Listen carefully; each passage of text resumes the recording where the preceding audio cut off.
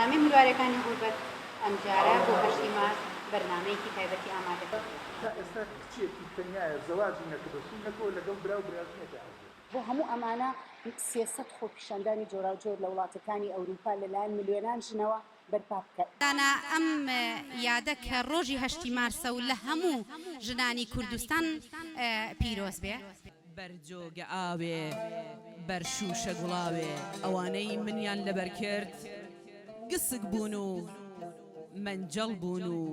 تەنەکەی خۆڵ بازی دەوری بلوەری یارگوڵی لە زاری لەسەر باڵی شەڕیانە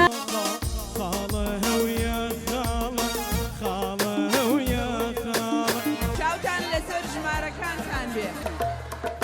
یان دوو سێ چوار ئەوان شقەی بۆ تۆ هەمە سوێن دەخۆم بۆ دڵێکەمە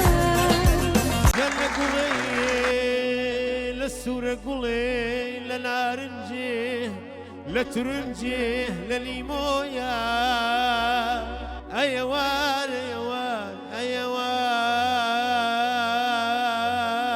ئەیەوار ئەی متریبی حریفان